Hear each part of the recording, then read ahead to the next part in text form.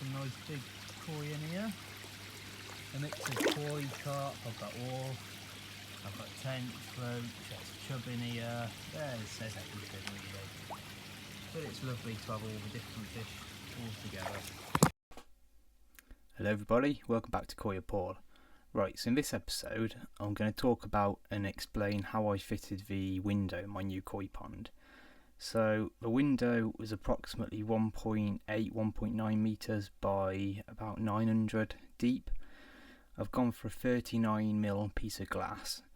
I was going to get 33mm originally, but the prices of 33mm compared to 39mm was only sort of an extra £40-50.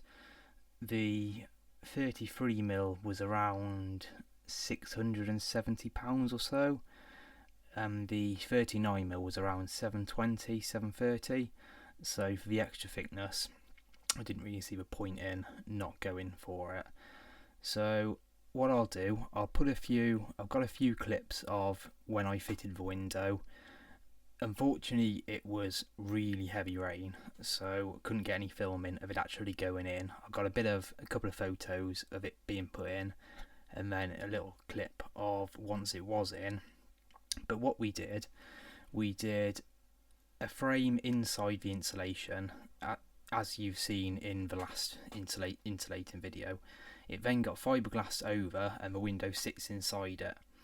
I've done a 100mm overlap all the way around the window, well, the two sides and the bottom, not the top obviously because it's an infinity window, so water comes up to the edge and there's no frame around it, no steel frame. So what we did, the weight of the glass was the hardest thing. It weighed about 180-190 kilos, this piece of glass. So it took 4 of us to lift it off the lorry once it got delivered. I got it from Cotswold Koi. I had a quote from Tuffex, but it was about £200-250 more to get it direct from Tuffex than to get it through Cotswold Koi. So that's where I got it from. So we had it delivered. Me and my dad, and then 2 of my dad's employees, we lifted it off the lorry, put it on a block of foam in the garage, as you've seen in one of my other previous videos. We then decided, I decided it was too heavy to carry by ourselves and just lift straight into the pond. We had suckers, but they're only rated to sort of 50-100 kilos. Anything more and you're risking it.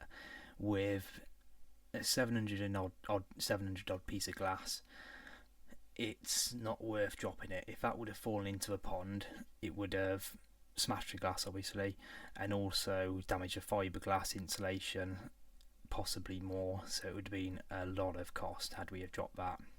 So what I ended up doing in the end was renting a hydraulic lift and a vacuum suction machine. It cost around £500, but it was, to me, worth it. It took 3 of us to do it. Me, my dad, and a friend who does glazing for a job. He came round, helped us put it in.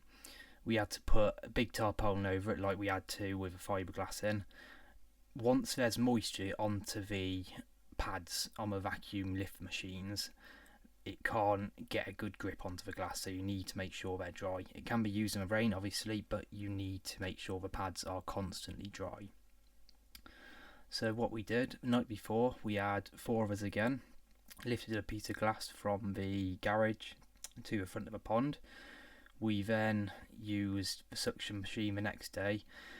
I got in the pond with my waders and bits on. Obviously there was 2 or 3 foot of water in there just to keep the fiberglass down. It's a very deep pond, it's about 7 foot or so deep for water, so it is below the water level of the water table in the garden. So we got some water in to keep the fiberglass down. I got inside the pond, cleaned up around the edges, dried it all, made sure it was all nice and clean, used a bit of solvent clean around the edge where we'd done the recess. Once we'd got it all thoroughly dry, we attached the window to the vacuum machine. All you do is you push the vacuum suction machine onto the glass, turn it on, pulls itself a vacuum, and then you can start to winch the piece of glass up. It was quite scary when we did that. Obviously, if it would have slipped, it's game over. You're not catching it. If you put your feet under that, you've lost your feet. You need to stay well away if that starts to fall. So my dad was outside the pond with my friend.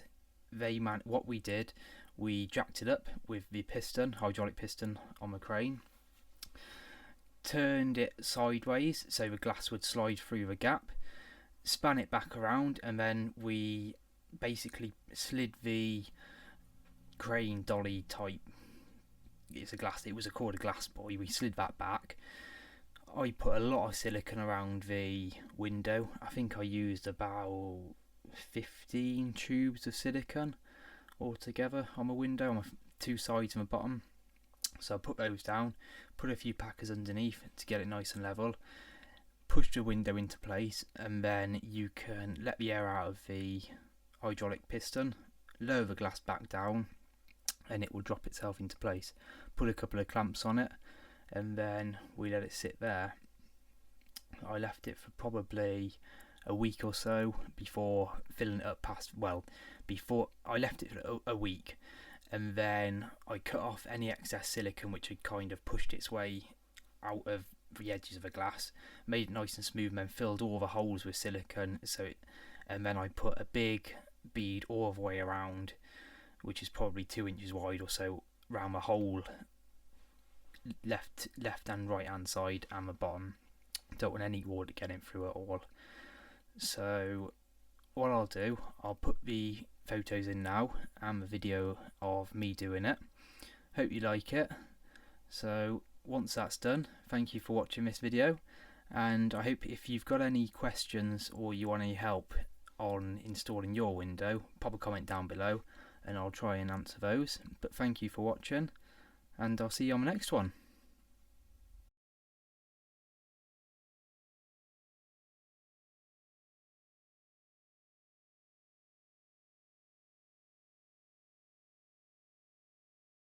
So here's some of our fish. They're pretty hungry, especially in this heat we've been having. Some lovely big koi in there.